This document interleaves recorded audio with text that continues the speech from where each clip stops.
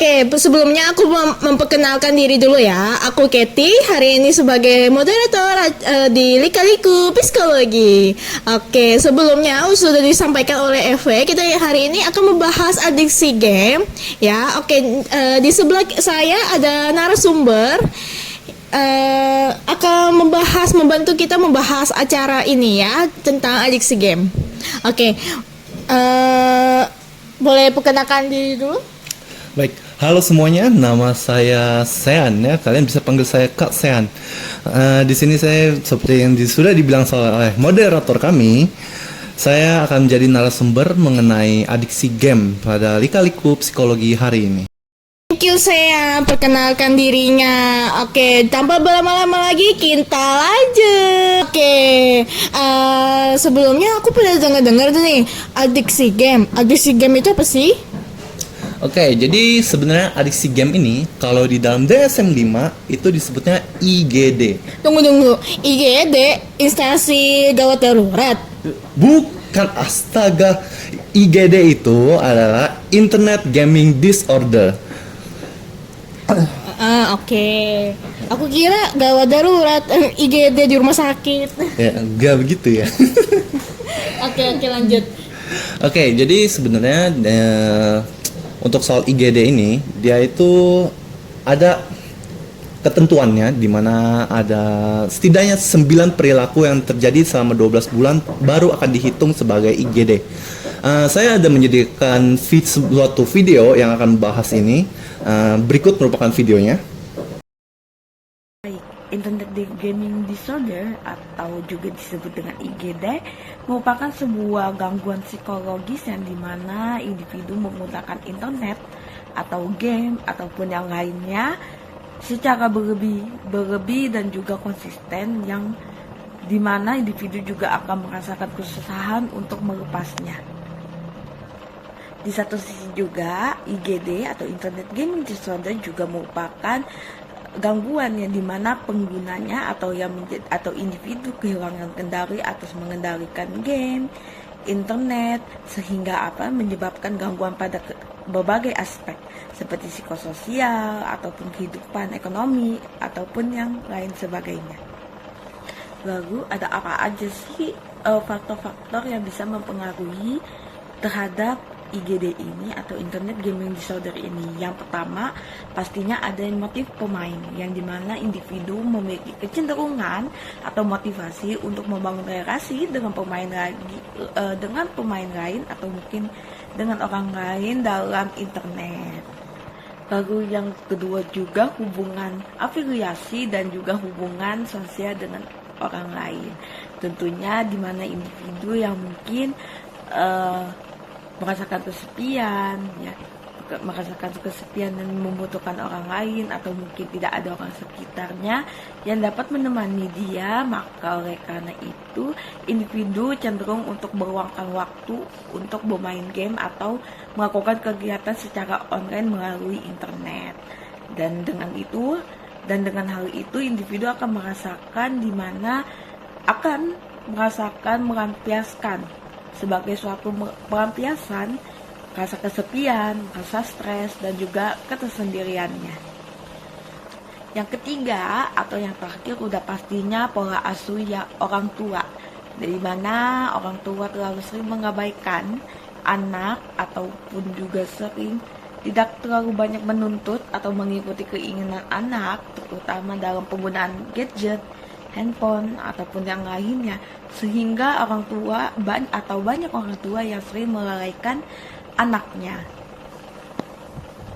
Dan tidak hanya itu, juga berkurangnya komunikasi di antara anak dan juga orang tua.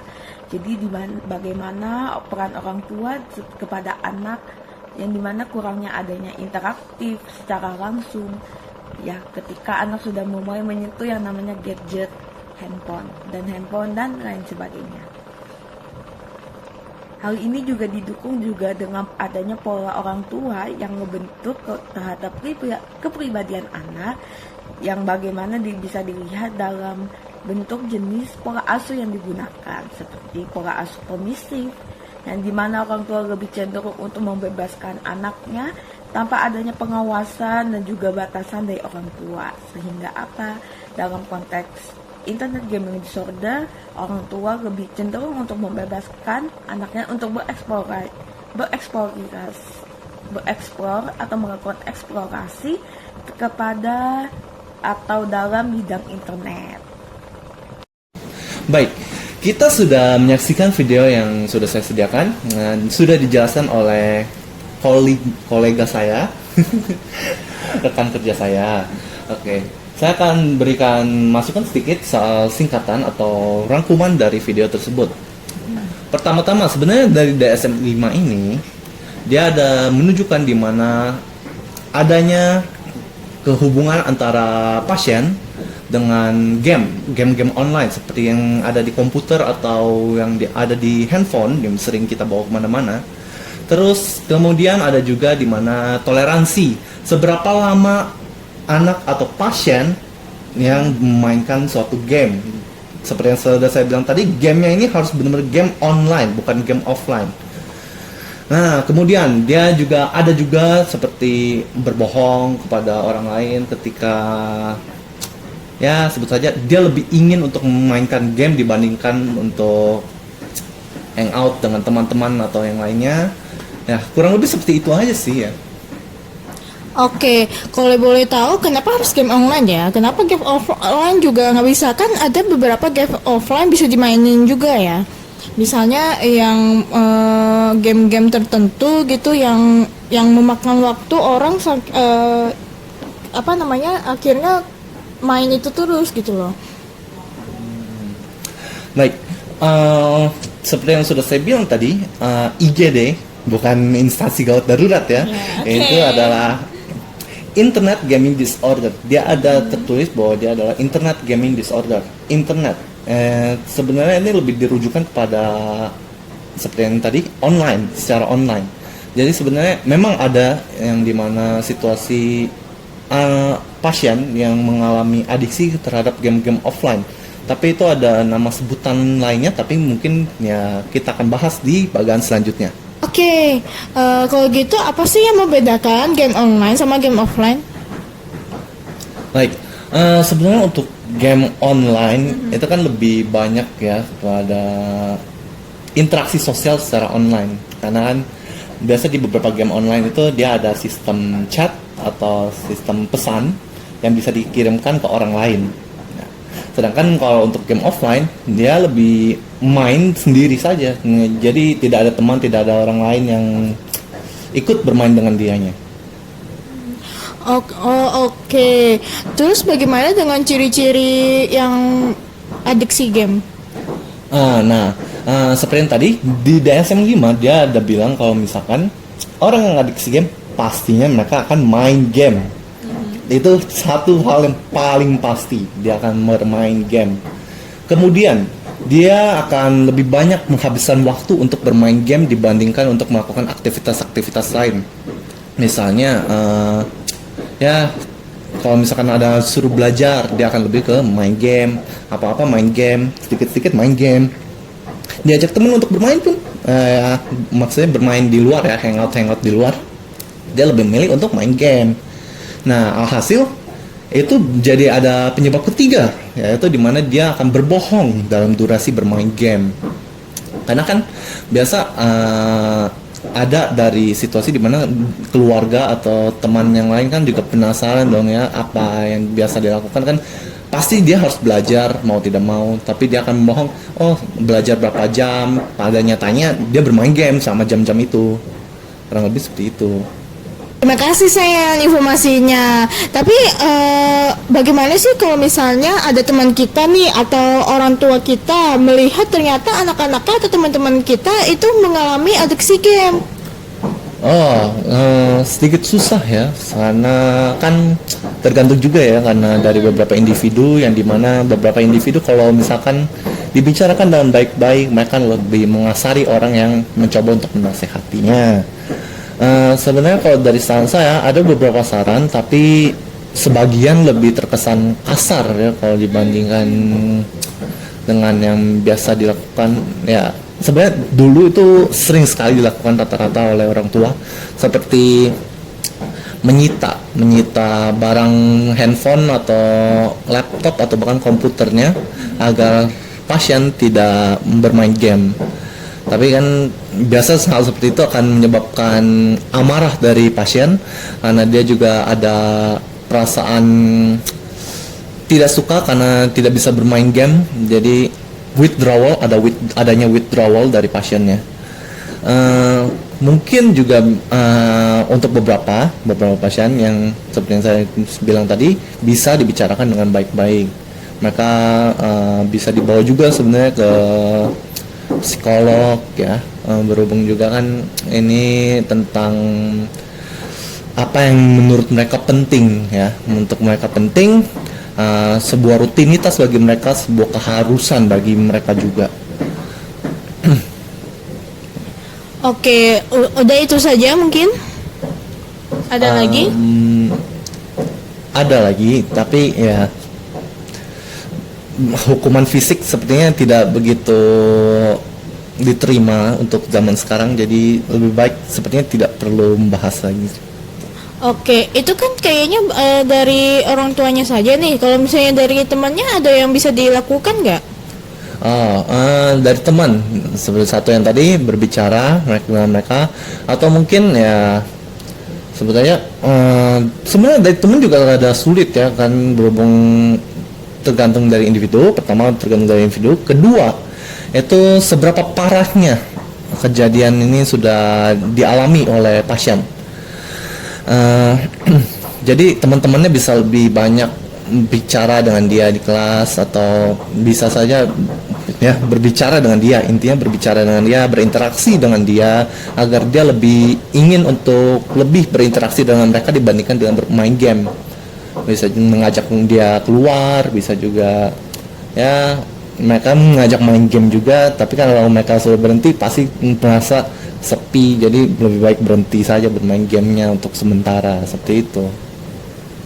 Oke, berarti lebih kayak mensupport dia gitu lah ya. Oke, untuk bisa apa namanya mengatasinya gitu lah ya, biar nggak adiksi game lagi. Oke, untuk mencegahnya itu gimana ya? Kalau pencegahan, wah, kalau yang ini ada susah untuk diterapkan ya, berhubung juga kan siapa sih yang nggak suka main game nih? Zaman sekarang gini game online sebanyak sekali, saking banyaknya pun macam-macam game pun ada. Nah, sebenarnya lebih ke kontrol diri ya kalau untuk pencegahan. Belum lagi kan ya kita tahu lah anak-anak kontrol dirinya masih kurang ya, kita harus lebih mengajari mereka. Ya kurang lebih kontrol diri, batasi mereka untuk bermain, seperti misalkan kalau lebih baik lebih awal ketika kita terapkan, di mana kita memberi mereka waktu untuk bermain. Misalkan 3 jam untuk bermain diperbolehkan. Nah, sudah 3 jam diberhentikan. Itu membangun mereka untuk lebih tahu kontrol akan diri mengenai bermain, atau bahkan lebih ke aktivitas yang menggunakan layar. Oke, baik. Itu kan dari orang tua nih. Ada lagi nggak selain dari orang tua untuk mencegahnya gitu? Mungkin tadi kan kita udah membahas dari teman-temannya juga nih. Mungkin dari teman-temannya juga bisa membantu mencegahnya atau gimana? Atau harus dari individunya juga bisa mencegahnya nggak? Nah, sebenarnya kalau dari teman-teman kurang lebih sama seperti cara untuk membantu dia ketika dia mengalami kecanduan game. Jadi lebih banyak interaksi. Sebenarnya ini lebih dari kemauan dari individu untuk berinteraksi dengan orang lain ya. Berhubung juga rata-rata game online kan mereka lebih berinteraksi secara online, tidak secara tatap muka. Mereka cenderung lebih agresif dan lebih berani ketika melakukan aksi aksi agresif lah, intinya aksi agresif seperti berkata-kata kasar dan lainnya. Kemudian ya dari teman-teman juga bisa dari awal memang lebih sering-sering ya, lebih bersering-sering berinteraksi dengan mereka. Oke. Zaman sekarang kan ada yang namanya tuh kayak mabar kuy. Itu mungkin bisa dibatasi nggak aja kali ya. Kan biasanya anak-anak zaman sekarang suka pusreng ayo pusreng sampai berjam-jam betul ya. Jadi mungkin dibatasin aja kali ya. Ya betul, berhubung juga yang biasa ini yang disebut dengan mabar, mereka bisa sampai tengah malam. Bahkan ya beberapa kenalan saya juga ada yang seperti itu. Ya, tapi mau gimana pun juga mereka sendiri juga harus saling mengingatkan ya dari satu sama lain. Berhubung juga lebih banyak. Pokoknya intinya dari hal ini lebih banyak lah memperhatikan waktu dan memperhatikan apa yang harus mereka sebenarnya lakukan selama ini. Oke, thank you Sean informasinya ya. Jadi untuk mencegahnya itu mungkin bisa diatur dari jamnya, dari orang tuanya, terus dari teman-temannya juga harus sadar diri sendiri untuk zaman sekarang kan mabar kuy, ayo pusreng gitu kan. Mungkin dari temannya juga harus sadarin juga ya, sadar kita sampai jam segini aja nih untuk mabarnya atau bagaimana. Untuk bermain game mungkin nggak masalah ya dari saya ya. Oke, dari kita juga udah dapet nih informasinya dari ciri-cirinya, dari DSM-nya dan sebagainya. Oke, thank you saya.